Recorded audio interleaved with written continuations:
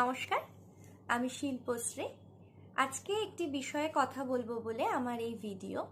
বিষয়টি আমরা যে অনলাইন কম্পিটিশনগুলোতে আবৃত্তি প্রতিযোগিতাতে আমরা যে ভিডিওটা সাবমিট করি সেই ভিডিওটা আমরা কিভাবে শ্যুট করব সেই ব্যাপারে আপনাদেরকে কিছু তথ্য দেওয়ার জন্য আমার আজকের এই ভিডিও। আশা করি ভিডিওটি অভিভাবকদের জন্য কাজে লাগবে। আমি এক এক করে পয়েন্টগুলো নিয়ে আলোচনা করছি। প্রথমে আমাদের ফোনটা এইভাবে নিতে হবে, অর্থাৎ চওড়া করে, কারণ আমাদের ফেসবুক বা ভিডিওর যে রেশিও সেটা আমাদের হরাইজন্টাল। তো এইভাবে আমাকে ফোনটাকে নিতে হবে। ক্যামেরাটা এদিকে থাকাই ভালো। এবার আমার অপোজিটে রয়েছে আপনার সন্তানকে সবসময় বলবেন যেন ক্যামেরার দিকে চোখ রেখে কবিতাটা বলে। এটা যদি আমার হয় স্ক্রিনের দিকটা, তাহলে অবশ্যই এই দিক থেকে এবং এই দিক থেকে ফোনের দু প্রান্ত থেকে আপনার সন্তান যেন থাকে একেবারে মিডিলে। এরপরে যে বিষয়টি সেটা হচ্ছে কতটা পোর্শন দেহের আমরা দেখাবো। মাথার ওপরে চেষ্টা করবেন এই আমার যেটুকুনি গ্যাপ রয়েছে এরকম একটা গ্যাপ রাখার, মুখটা পুরো যাতে দেখা যায়। এরপরেও বডির কোমর পোর্শন পর্যন্ত আপনারা দেখাবেন, কখনোই পা দেখাবেন না।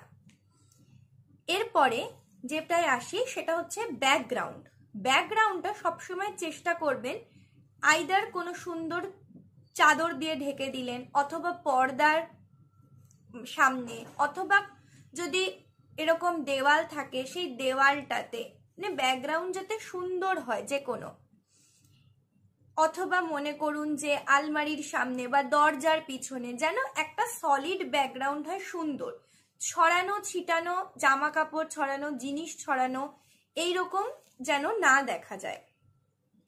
এরপরে আসছি যে পোশাক চেষ্টা করবেন এথেনিক পরানোর, যেমন ধরুন ফ্রক পরতে পারে অথবা চুড়িদার পরতে পারে, ছেলেদের ক্ষেত্রে পাঞ্জাবি পরতে পারে, মেয়েদের ক্ষেত্রে টপ জাতীয় জিনিস আপনি অ্যাভয়েড করতেই পারেন।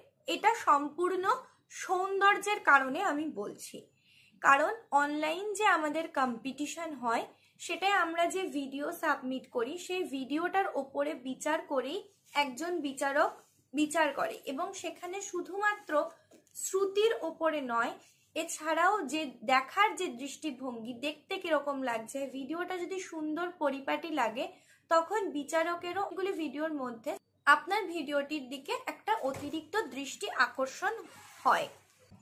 এরপরে আমি আসছি দাঁড়িয়ে ভিডিও করা উচিত না বসে। দাঁড়িয়ে ভিডিও এই কারণেই করা উচিত, কারণ বসে থাকলে যেটা হয় সেটা হচ্ছে দমটা অনেক সময় কম পাওয়া যায়, সেই জন্য দাঁড়িয়ে থাকলে সেই শ্বাস প্রশ্বাস দমটা অনেক বেটার পাওয়া যায়। সেই জন্য চেষ্টা করবেন বাচ্চাকে দাঁড় করিয়ে ভিডিও করানোর। এরপরে যেটা আলোচনা করব সেটা হচ্ছে ফোনটিকে একটি নির্দিষ্ট জায়গায় রেখে অথবা একটা ট্রাইপডে ফোনটাকে লাগানোর চেষ্টা করবেন। তার ফলে যেটা হবে, এই যে আপনি ভিডিও করছেন আপনার হাতটা এই যে কাঁপছে, তার ফলে ভিডিওটা কাঁপলে বাজে দেখায়, কখনো স্টেবিলিটিটা আসে না।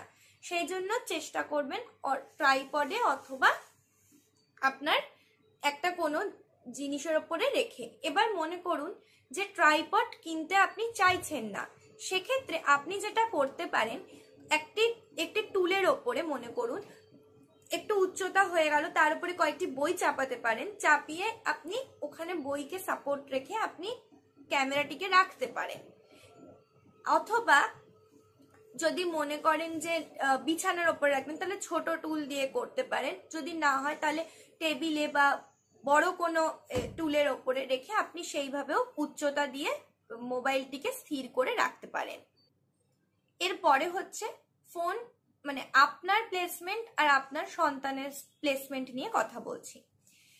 আপনার সন্তানের একেবারে ঠিক বিপরীতে আপনি দাঁড়াবেন, অর্থাৎ ধরুন আপনার সন্তান মাঝখানে দাঁড়িয়ে আছে এরকম, আপনি ক্যামেরাটা এই দিক থেকে ধরছেন অথবা এই দিক থেকে ধরছেন অথবা এরকম নিচের থেকে ধরছেন বা এরকম উপরের থেকে ধরছেন, এরকম অ্যাঙ্গেলে না, একদম স্ট্রেট অ্যাঙ্গেলে চেষ্টা করবেন। আরেকটি বিষয় যেটি বলবো সেটা হচ্ছে নয়েজ। ধরুন আপনি ভিডিওটা করছেন একটু রাত করে, যখন চারিদিকটা শান্ত, আপনার ধরুন রাস্তার সাইডে বাড়ি, তাহলে রাতের দিকটায় করলেন, তখন হয়তো কুকুরে চিৎকার করছে, তবু ওই হর্নের আওয়াজটা অনেকটা কম এবং পরিবেশও শান্ত হয়ে যায় তখন। সুতরাং একটু রাত করে আপনি করতে পারেন।